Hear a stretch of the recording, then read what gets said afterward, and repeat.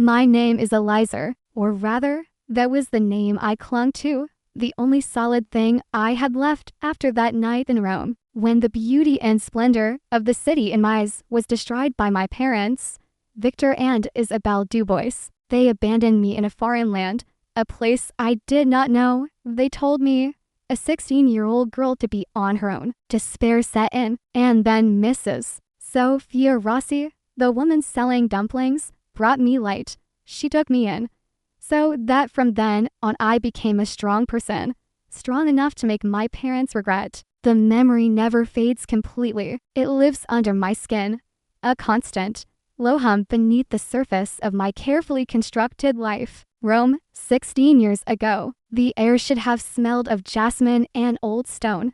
Perhaps espresso from a late-night bar. Instead, it tasted metallic, like fear. I remember the damp chill seeping through my thin jacket, the overwhelming symphony of the city Vespis buzzing like angry insects, distant laughter from unseen trattorias, the echoing footsteps on cobblestones, all of it conspiring to amplify my isolation. I stood frozen on the Lungo Tiber, the Tiber River dark, a knowable ribbon beside me. The lights of Castel Sant'Angelo seemed to mock me with their ancient permanence. My gaze was fixed onto figures walking away, their shoulders set, their pace steady. Victor and Isabelle Dubois, my father, my mother, their silhouettes against the sodium orange glow of the streetlights grew smaller, sharper, until they turned a corner and were simply gone. There hadn't been a dramatic fight, no shouting match to alert the indifferent passersby, just quiet, chilling finality, words spoken softly,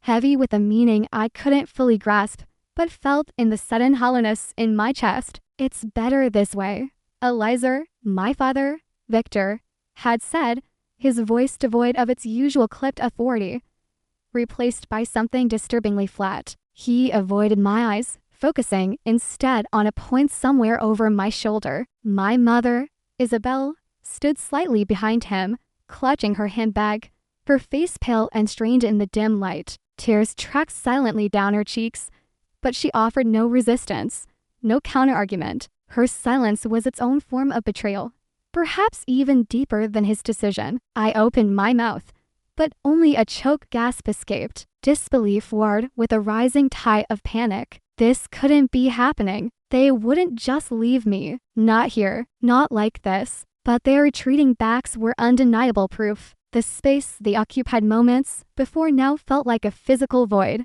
sucking the air from my lungs. I sank onto a cold stone bench, the sounds of Rome swelling to a roar, then receding into a dull drone. My own sobs were lost in the noise, small, insignificant tremors in the heart of an ancient city that had seen empires rise and fall, countless personal tragedies swallowed by its grandeur. The pain wasn't just emotional, it was physical, a sharp ache behind my ribs. It was the shattering realization that the foundation of my world, the unwavering certainty of parental love, had just crumbled into dust. I was 16, utterly alone, adrift in a city whose language I barely understood, the weight of their departure pressing down on me like the night sky itself. That was the moment the old Eliza died, and the new one, the survivor, began to claw her way into existence. Hours bled into a gray, drizzly dawn. Hunger gnawed at my stomach, a raw, physical ache layering over the deeper wound of abandonment. I had wandered aimlessly, the grand monuments of Rome blurring into meaningless shapes of stone and shadow. My feet were sore, my clothes damp, my face streaked with dried tears and city grime. Hope felt like a foreign concept, a luxury I could no longer afford. Desperation was my only companion. Then I smelled it, faint at first, then stronger, cutting through the damp air, the warm, yeasty aroma of baking bread. It was the scent fundamentally linked to comfort, to home, to everything I had just lost. It drew me, like a moth to a flame, down a narrow side street, away from the imposing facades and into a more intimate part of the city. The source was a small bakery, Rossi Bakery. A warm, golden light spilled from its window, illuminating a display of pastries and loaves that seemed impossibly inviting. Hesitation held me captive on the threshold, shame warred with need. I looked like what I was, a lost,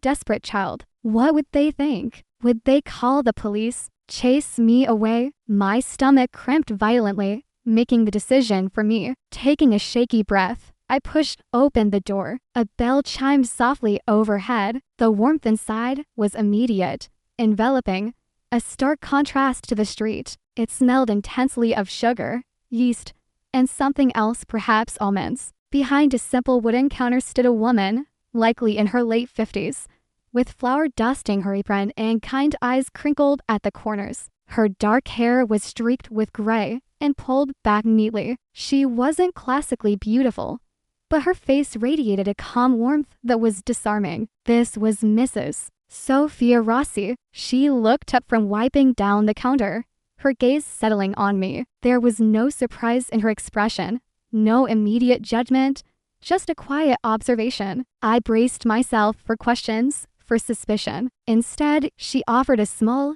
gentle smile. "Good day," she said softly, her voice melodic. I tried to respond, but my throat was tight. I probably looked wild-eyed, pathetic. I gestured vaguely towards the bread, the universal language of hunger. Mrs. Rossi seemed to understand everything without me needing to utter a broken phrase. She didn't press. She simply reached into the glass case, selected a cornetto, still warm from the oven, and placed it gently in a paper bag. She slid it across the counter towards me. "Eat," she said. Her eyes, when they met mine again, held a depth of understanding that went beyond mere pity. It felt knowing, as if she recognized the particular brand of desolation I carried. Maybe she saw a younger version of herself, or someone she had once loved and lost. Whatever the reason, in that moment, her simple act of kindness felt monumental. It wasn't just a pastry. It was the first hand extended to me since my world had imploded. It was a flicker of light in an overwhelming darkness, a silent promise that perhaps not all of humanity was indifferent. I took the bag, my fingers trembling, and whispered a barely audible "thank you."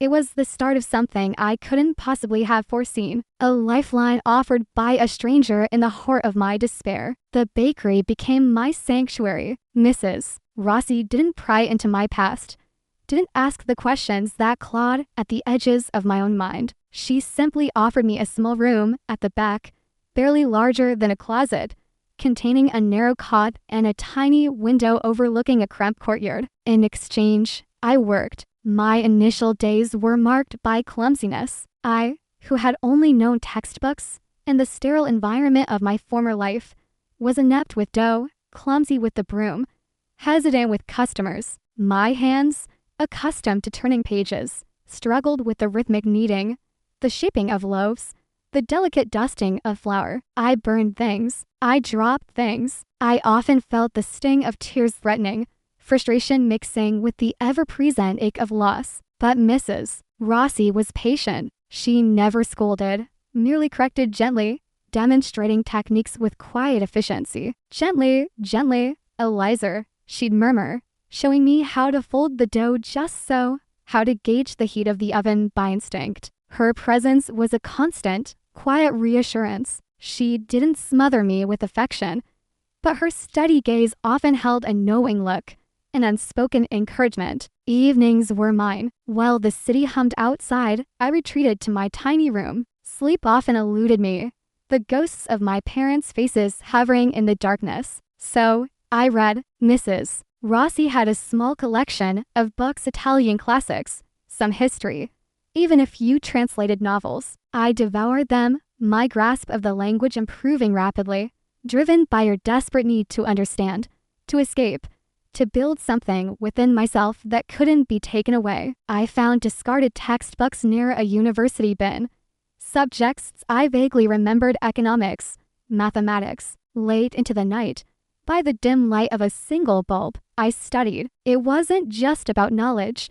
It was about reclaiming control, forging intellectual armor. Mrs. Rossi knew about my nocturnal studies. Sometimes she'd leave a thermos of warm milk and a piece of leftover cake outside my door without a word. Occasionally, observing me poring over a complex text, she'd offer a simple, almost allegorical piece of advice, seemingly unrelated, but always landing with surprising relevance. "Eliza," she said once, watching me struggle with a particularly dense chapter. "Sometimes the hardest crust protects the softest bread. Strength is not always loud."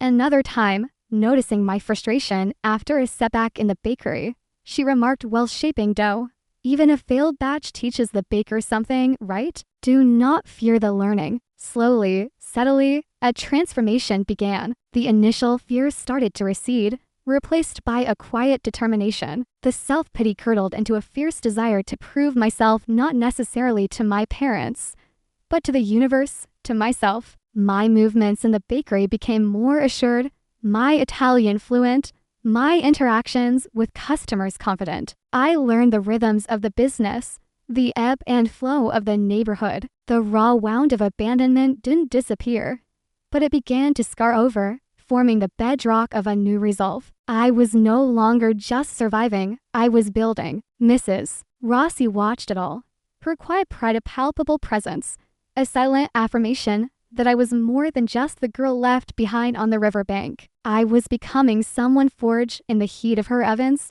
in the quiet strength of her kindness. Years spun by, measured in seasons of Roman life, in the cycles of baking, in the turning pages of countless books studied under lamplight. The tiny room behind the bakery eventually gave way to a small apartment, then a better one. The knowledge I'd so desperately sought became my weapon, my tool. I finished my education, driven by the relentless fire ignited in Rossi's bakery. And now, I am Eliza Dubois, or perhaps just Eliza. The name feels more mine now, founder and head of a successful financial consulting firm in the heart of modern Rome. My office is sleek, minimalist, overlooking the chaotic beauty of the city from a controlled distance. Glass, steel, muted tones. It reflects the image I project, sharp, analytical, decisive. I navigate boardroom battles with the same focused intensity I once applied to mastering Mrs. Rossi's sourdough starter. My suits are armor, my composure a shield forged over years of suppressing vulnerability. Clients respect my acumen, competitors my tenacity. I have achieved the success, the independence, the security I craved in those first desperate days. Yet, sometimes, in the quiet moments, when the phone stops ringing and the city lights twinkle beyond the vast windows, a shadow flickers across my face. A fleeting expression of something. Loneliness, a pensiveness that belies the confident exterior. The ghost of the girl on the river bank still surfaces occasionally, a reminder of the foundation upon which this success was built. Mrs. Rossi, now frailer, but her eyes as perceptive as ever, sometimes sees it. We still meet weekly for coffee, a ritual grounding me in my past and present. She never pushes, but her gaze holds that familiar, knowing warmth. One crisp autumn afternoon, reviewing a portfolio of distressed assets with my senior analyst, Marco, a particular file caught my eye. A foreclosure notice, not unusual in our line of work, but the address Lungo Retta Street, an old neighborhood, Traste very familiar, too familiar. My breath hitched almost imperceptibly. Marco, oblivious, continued his assessment.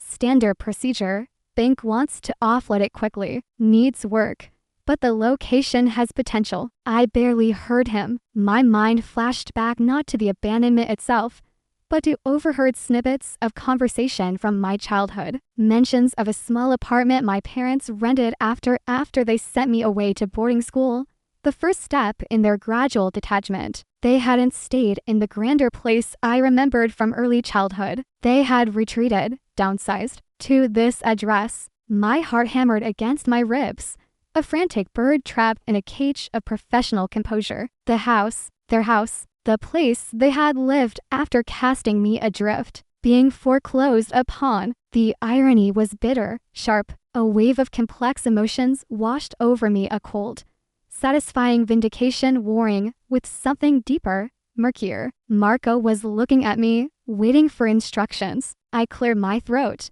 forcing my voice to remain steady, betraying none of the sudden turmoil within. Prepare the acquisition documents, Marco, I said, my tone clipped. Professional. My private investment fund will purchase this property. The trigger had been pulled. The past, dormant for so long, was suddenly, irrevocably, back in play. The decision to buy the house on Lungaretta Street felt both impulsive and inevitable. Once the thought lodged itself in my mind, it became an obsession, pursued with the same relentless focus I applied to hostile takeovers. My team executed the purchase swiftly, discreetly. It was a sound financial investment, I told myself. A property in Trastevere, even one needing renovation, was a tangible asset. But beneath the veneer of logic, my motives were a tangled mess, and knot I couldn't quite unravel, even in the privacy of my own thoughts. Was it revenge? The image of Victor and Isabel, my proud, dismissive parents, facing eviction from the very place they chose over me? Yes, there was a certain grim satisfaction in that, a reversal of fortune, a demonstration of the power I now wielded,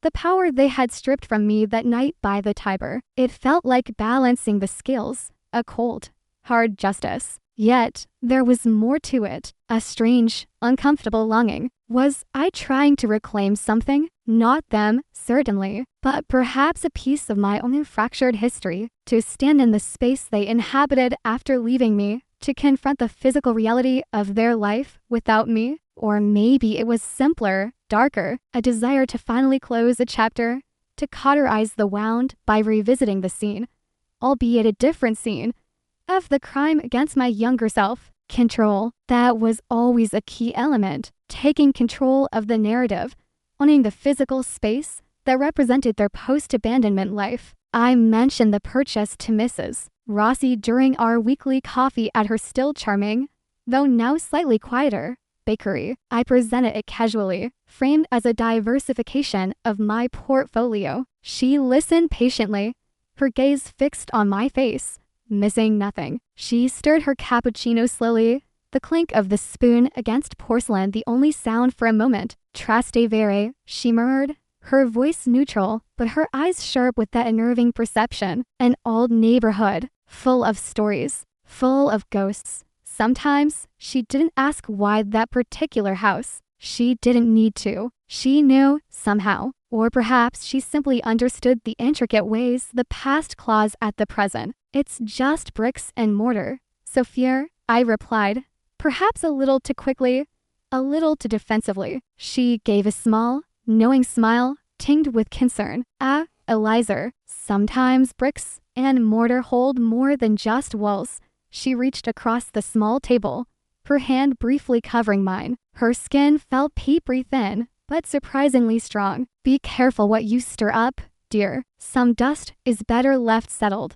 Her words lingered long after I left the warmth of the bakery. She hadn't judged, hadn't condemned my unspoken motives. She simply offered caution, a quiet reminder of the potential cost of confronting the past. But her concern, paradoxically, only solidified my resolve. I had faced worse than dust and ghosts. I needed to see this through, whether it led to revenge or healing, or perhaps some messy combination of both, remained terrifyingly unclear. The keys felt heavy in my pocket, like talismans of an uncertain future. The day I finalized the purchase, I felt a strange mix of triumph and trepidation. I drove myself to Trastevere, parking my sleek sedan on the narrow, cobblestone street, a stark contrast to the neighborhood's ancient charm. Lungaretta Street was bustling with late afternoon life, tourists mingling with locals, the air filled with the scent of cooking garlic and laundry detergent. The facade of the house was unassuming, slightly dilapidated, paint peeling round the window frames. It looked ordinary, smaller than I imagined. I let myself in with the new key. The air inside was stale, thick with the smell of dust and neglect, and something else, the faint, lingering scent of occupancy. Cheap cigarette smoke. Maybe. I hadn't expected anyone to still be here. The foreclosure process was complete. The eviction notice should have been served and expired. Then I heard it, a muffled sob from upstairs, followed by a low, gruff voice muttering impatiently. My blood ran cold. Slowly, cautiously, I moved towards the narrow staircase. The floorboards creaked under my expensive heels. I reached the landing and stopped dead in the sparsely furnished living room. Illuminated by the weak afternoon light filtering through grimy windows, stood two figures surrounded by shabby cardboard boxes and scattered belongings. An older man, his shoulders slumped, his hair thinner and grayer than I remembered, was struggling to fold a warm blanket. His face, etched with frustration and weariness, was unmistakably Victor Dubois. Beside him, weeping quietly into a handkerchief, was Isabel. She looked frail, diminished, the lines of anxiety and guilt carved deep round her eyes and mouth. They looked defeated, old. They hadn't heard me. My presence was an alien intrusion into their private misery. For a long moment, I just stood there, unseen, and heard, a spectator to the pathetic unraveling of the two people who had defined my life by their absence. The power dynamic I had fantasized about felt suddenly, nauseatingly real. But the satisfaction I'd anticipated was replaced by a hollow ache. Isabel looked up first, sensing a change in the room, her tear-filled eyes widening as they focused on me. Recognition dawned slowly, clouded by disbelief. She let out a small gasp, her hand flying to her chest. Victor turned sharply at her reaction, his gaze following hers. His eyes narrowed, first in confusion, then in dawning, horrified understanding. The color drained from his face, leaving a sickly gray. He straightened slightly, a flicker of his old pride surfacing through the shock, but it couldn't mask the raw vulnerability exposed in that instant. The air crackled with unspoken history, with years of pain, anger, and silence. My carefully constructed composure threatened to shatter. My heart pounded against my ribs, a frantic drumbeat in the sudden, suffocating stillness. The encounter I had vaguely imagined, vaguely desired, was happening, but it was nothing like I'd planned. It was raw, unexpected, and terrifyingly intimate. The past wasn't just knocking. It had kicked the door wide open. The silence stretched, thick and suffocating, broken only by Isabel's shaky breaths. Their shock was palpable, mirroring the storm raging beneath my own forced calm. Victor recovered first, or perhaps his defense mechanism kicked in faster. He drew himself up, adopting a semblance of his former hauteur, though it sat awkwardly on his aged, weary frame. "What are you doing here?" he demanded, his voice raspy, trying for authority, at least with an undercurrent of fear. His eyes swept over my expensive coat, my tailored suit, taking in the undeniable evidence of my success. A sneer twisted his lips. Come to gloat, found out about our troubles, and decided to swoop in like a vulture? Isabel tugged at his arm, murmuring, "Victor, please." Her gaze darted between us, pleading, terrified. She looked utterly broken, a ghost of the woman I barely remembered. I took a deliberate breath, anchoring myself. The initial shock was receding, replaced by her cold, hard clarity. The satisfaction I'd thought I might feel watching their downfall was absent, replaced by a strange emptiness. But the resolve remained. I had come here for a reason, even if the circumstances were unexpected. "Actually," I said, my voice steady, betraying none of the tremor I felt internally, "I'm here because I own the place." The impact of those words was instantaneous. Isabel let out a small cry, stumbling back against a dusty armchair. Victor stared, his mouth slightly agape, the sneer wiped clean off his face, replaced by stark disbelief. You bought it? The bank finalized the sale this morning," I continued, keeping my tone level, almost conversational, which somehow felt crueler than shouting. "The foreclosure went through. I acquired the property." Victor's face flushed a dark red. "You opportunistic. After all these years, you track us down just to kick us when we're down." The accusation hung in the air, heavy with bitterness. "You left me on a street corner in a foreign city," I reminded him, the words dropping like ice chips into the charged atmosphere. "I believe the kicking started rather a long time ago." My calmness felt brittle, like a thin sheet of ice over turbulent water. Inside, the 16-year-old girl was screaming, but the woman I had become held fast. Isabel began to sob openly now, her frail body shaking. "Eliza, please," she whispered, tears streaming down her face. We didn't know what else to do. We were desperate. Can't you find it in your heart? Her plea, her weakness, grated on me more than Victor's bluster. Pity felt like an insult. I hardened my expression, meeting Victor's glare directly. You have until the end of the week to vacate the premises, I stated, the words precise, clinical. 5 days. Be gone by Friday evening. Otherwise,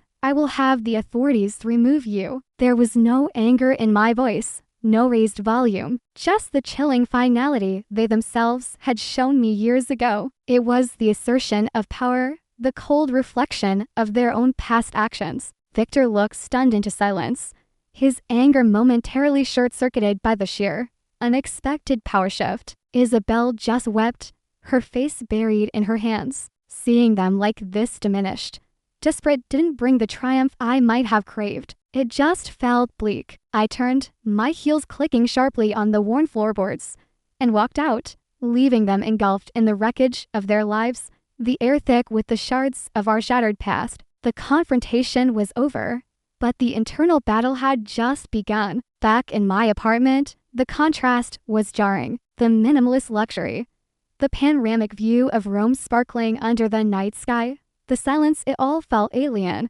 sterile, after the cramped, dusty misery of the house in Trastevere. I poured myself a glass of expensive wine, the crystal cool against my fingertips, but the taste was ashes in my mouth. The scene replayed relentlessly in my mind, Victor's impotent rage, Isabel's pathetic tears, their aged faces etched with despair. The cold satisfaction I had felt walking away had evaporated, leaving behind a profound emptiness, annoying unease. This victory, this assertion of power, felt hollow. Seeing them broken hadn't healed anything. It had simply exposed the depth of the damage, both theirs and mine. I paced the length of my spacious living room, the plush carpet silencing my footsteps. What had I hoped to achieve? Revenge. Had I truly thought that reducing them to the same level of desperation I had once felt would somehow erase the past? It hadn't. The ghost of that 16-year-old girl was still here, huddled in a corner of this luxurious cage, watching me with accusing eyes. My gaze fell on a small, framed photograph on a side table, a rare picture of Mrs. Rossi and me, taken a few years ago outside the bakery. Both of us smiling, flour on our aprons. Her words echoed in my mind, be careful what you stir up, dear. Some dust is better left settled. And another memory surfaced. Mrs. Rossi finding me crying quietly in the storeroom one evening, overwhelmed by loneliness during those early years. She hadn't offered platitudes. She'd simply sat beside me, placing a warm hand on my shoulder, and said, the strongest storms pass, Eliza. But how we rebuild afterwards, that defines the landscape. Rebuild. Was tearing them down truly rebuilding anything for myself? Or was it just creating more ruins? The image of their faces, stripped of pride and pretense, haunted me. They were still the people who had abandoned me, whose actions were unforgivable. Yet, seeing their sheer human misery had complicated the clean lines of my anger. It hadn't softened me towards them, not exactly, but it had muddied the waters of my own righteousness. I couldn't sleep. The luxurious bed felt too large, too empty. The silence of the apartment pressed in on me. Staring out at the city lights, I felt more alone than I had in years. The power I had wielded felt less like strength and more like a different kind of chains. The question wasn't just about them anymore. It was about me. What kind of person did I want to be now that I held the power? The reflection staring back at me from the dark window pane looked successful, controlled, but her eyes held a familiar shadow, the lingering echo of loss, now mingled with the unsettling taste of a victory that felt suspiciously like defeat. Sleep offered no escape, only fragmented dreams, where the faces of my parents blurred with my own reflection in the dark waters of the Tiber. I woke feeling unrested, the previous day's encounter clinging to me like damp clothes. As I went through the motions of my morning routine, coffee, financial news, checking emails, my mind kept drifting back to Victor and Isabel. I found myself trying to piece together the why. Their desperation. Isabel's tearful plea about having no other choice hinted at something beyond simple callousness. While I can never excuse their actions, the image of their current state suggested a long, slow decline, a trajectory perhaps set in motion long before that night in Rome. Victor's pride had always been brittle, I recalled. Even as a child, I sensed an insecurity beneath his authoritative facade. He'd always been obsessed with appearances, with projecting an image of success that perhaps wasn't entirely real. Had there been debts, financial ruin I wasn't aware of? Gambling was a vice whispered about in connection with a distant uncle.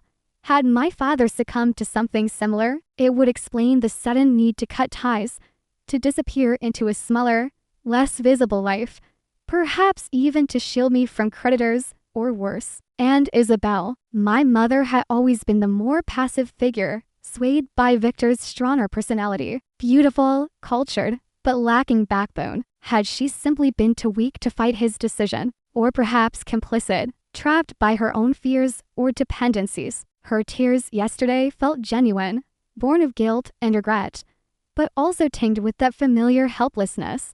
Had she spent the intervening years consumed by remorse, but powerless to act? These thoughts weren't excuses. Nothing could excuse abandoning a child, but they added layers, complexities. It prevented me from seeing them as monolithic villains. They were flawed, weak, perhaps desperate people who had made a devastating choice, a choice that had irrevocably shaped my life and, it seemed, had led them down a path to their own quiet ruin. This new perspective didn't lessen my pain or anger, but it shifted something internally. It made my cold, calculated move of buying the house feel less like righteous justice and more like participating in a cycle of misery. It didn't provide forgiveness, but it opened a crack for something else to potentially enter, a more nuanced understanding, perhaps a recognition that their story didn't end the night they left me, and that their subsequent chapters had clearly not been triumphant ones. This realization didn't bring comfort,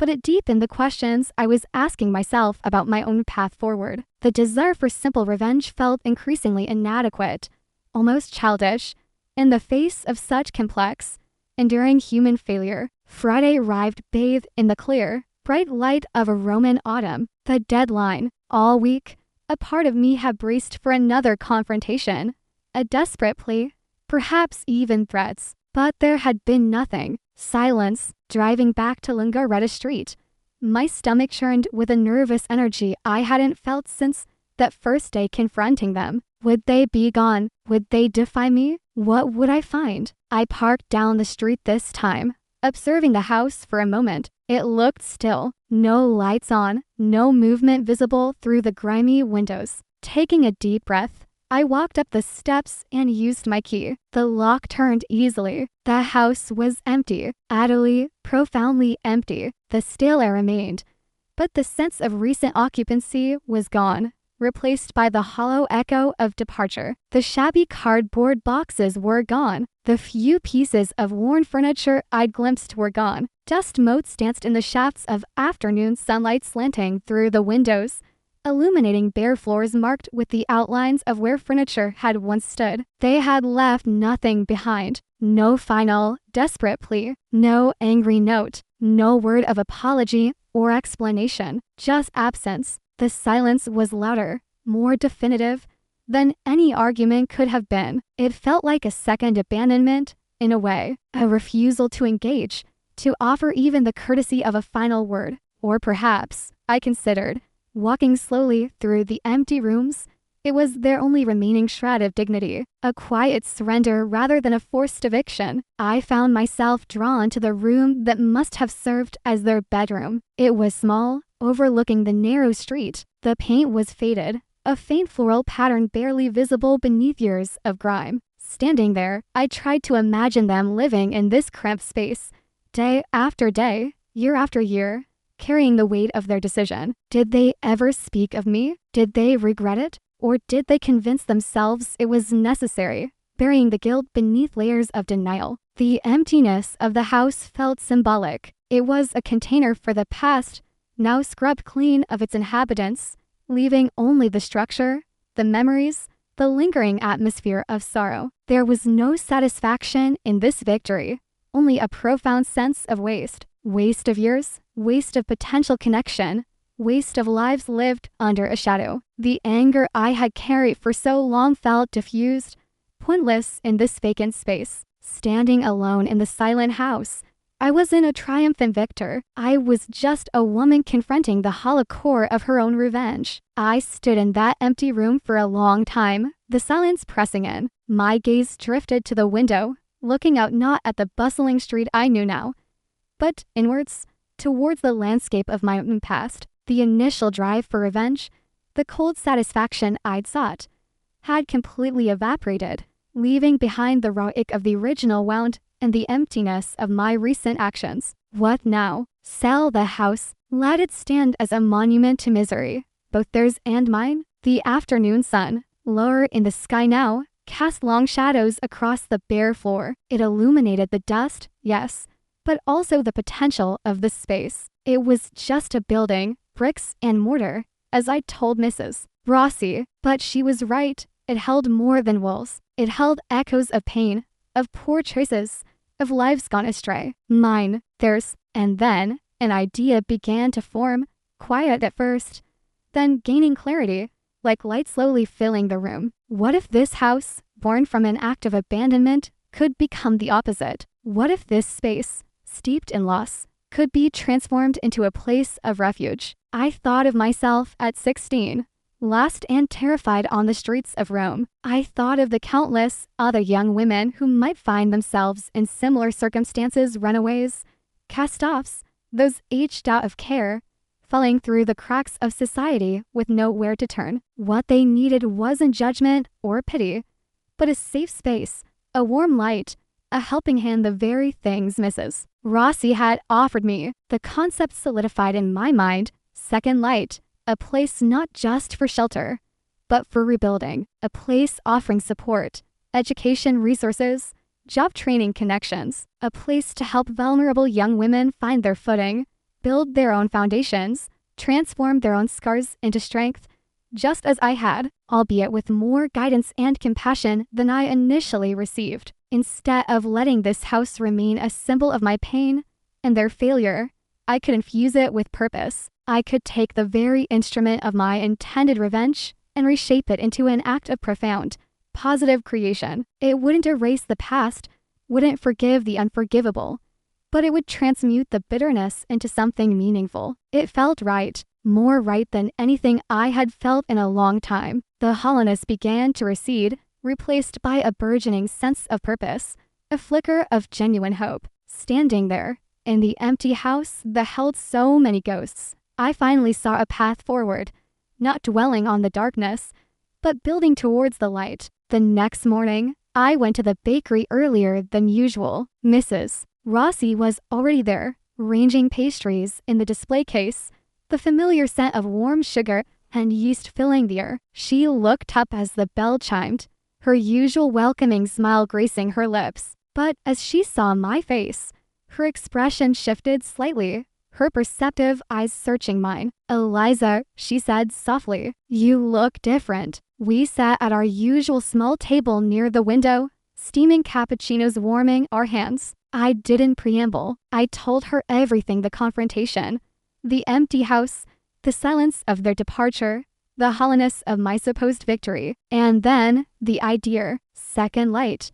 I laid out the nascent plan, the vision of transforming the house of ghosts into a haven. As I spoke, Mrs. Rossi listened intently, her gaze never leaving my face. There was no judgment for my initial motives, only deep understanding. When I finished outlining the practical steps needed: renovation, funding, finding staff, reaching out to social services, she was silent for a moment, her eyes shining with an emotion I hadn't seen often, fierce and disguised pride. She reached across the table, her hand covering mine, just as she had done when cautioning me before. This time, however, her touch felt like pure affirmation. "Eliza," she said, her voice thick with emotion, This is truly rebuilding. This is the strength I always knew you had, the strength that comes not from hardness, but from the heart." A warm smile spread across her face, crinkling the corners of her eyes. You know, she continued, her voice dropping slightly, becoming more confiding. When I first came to Rome, many years ago, after I lost everything I was adrift to, not as young as you were, but just as lost, an old baker, Signor Moretti, gave me a job, a room, much like I offered you. He didn't ask questions. He just gave me a chance to find my feet again. Kindness, Eliza, it ripples outwards in ways we can never fully predict. She leaned back, her gaze distant for a moment, then focusing back on me with renewed intensity. This second light, it is a beautiful thing, a necessary thing, and I will help you. Whatever you need, my time, my connections in the neighborhood, my terrible accounting skills, she added with a chuckle, they are yours. Hearing her words, feeling her unwavering support, solidified my resolve completely. Her simple story, shared after all these years, forged an even deeper connection between us. We weren't just mentor and mentee, surrogate mother and daughter.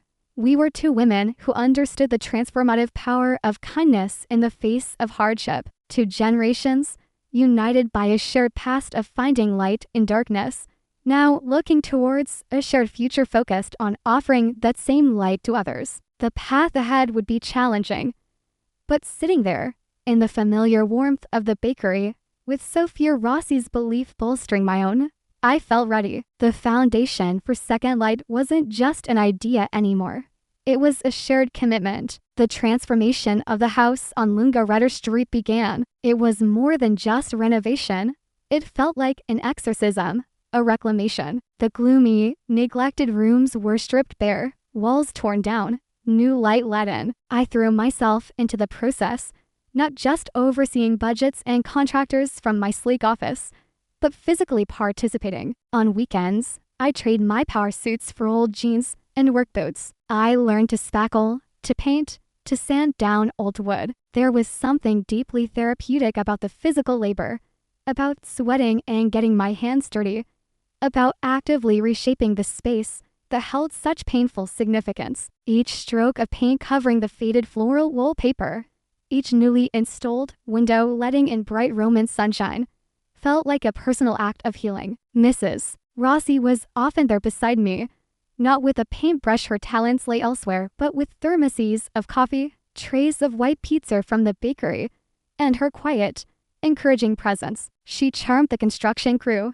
mediated disputes with neighbors curious about the extensive work, and offered invaluable insights into creating a space that felt welcoming, not institutional. We chose warm colors, terracotta, ochre, cream palettes that spoke of earth and sunlight. We planned comfortable common areas, a bright kitchen where residents could cook together, a small library stocked with books, and quiet corners for reflection. Volunteers joined us, drawn by the Mission University students, retired neighbors, even some of my own employees who caught the vision. There was a growing sense of community, of shared purpose, centered around the steady hammering and sawing within those old walls. Watching the house shed its skin of neglect and sorrow, seeing it reborn with light and care, mirrored the changes happening within me. The sharp edges of my anger were softening, the gnawing emptiness replaced by the quiet satisfaction of creation. I was building something tangible,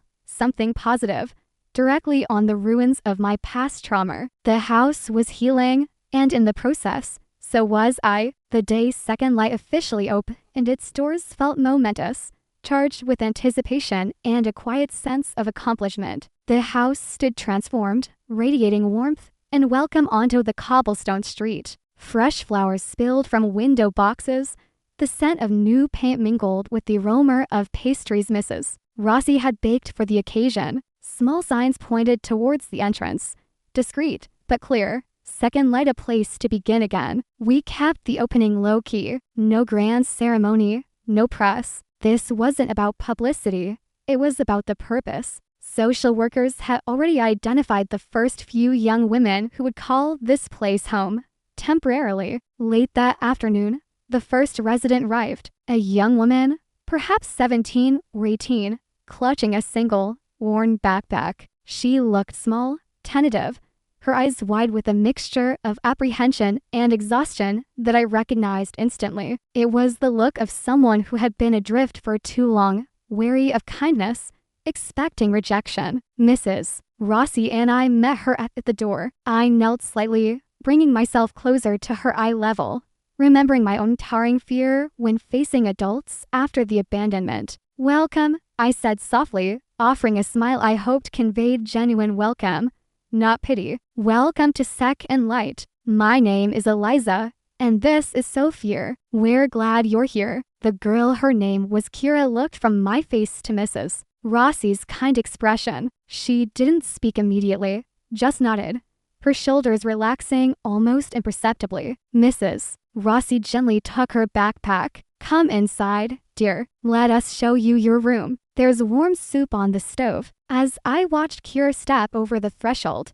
taking in the bright, clean space, a profound sense of circularity washed over me. 16 years ago, I had been that girl lost, scared, desperate for a safe harbor. Now, I was on the other side, offering the refuge I myself had needed so desperately. Looking at Kira, I didn't see just a reminder of my own past pain. I saw potential. I saw resilience waiting to be nurtured. My eyes, which clients often describe as sharp or calculating, now held something different.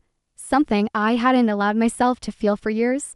Empathy, deep and resonant. It wasn't the cold power of the boardroom or the bitter satisfaction of revenge.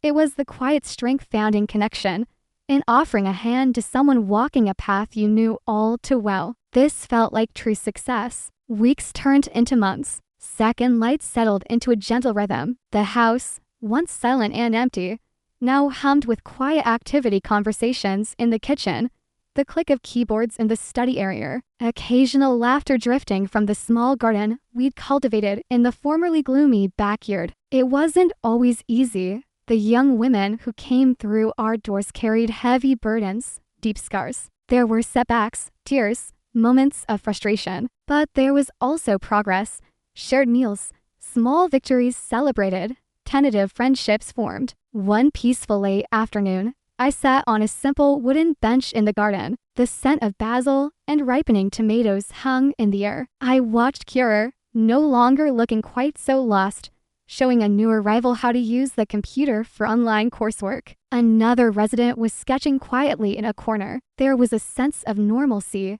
of safety, that felt profoundly satisfying. Mrs. Rossi emerged from the kitchen carrying 2 cups of chamomile tea, her steps slower now, but still purposeful. She handed me one and sat beside me on the bench. We didn't speak for a while, simply observing the peaceful scene, listening to the gentle sounds of the house and the distant hum of Rome. "You built something good here, Eliza," Sophia said finally, her voice soft but firm. I looked at her. My dear friend, my unlikely savior, my partner in this venture. "We built it, Sophia," I corrected gently. A comfortable silence settled between us again. The anger and pain of my past hadn't vanished entirely. The scar left by my parents' abandonment was still part of me, part of my story, but it no longer defined me in the same way. It wasn't a source of bitterness fueling a quest for revenge, but a transformed energy source, powering empathy and action. A genuine smile touched my lips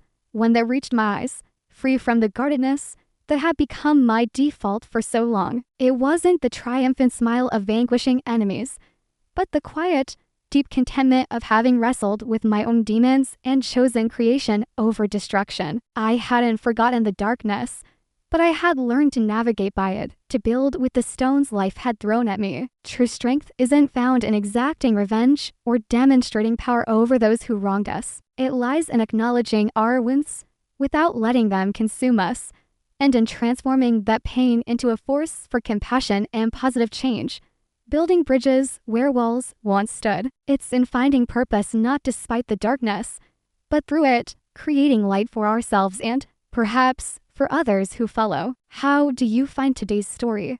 Leave a comment below. If you like this video, please like and share. Especially don't forget to subscribe to the channel so you don't miss our interesting and exciting stories.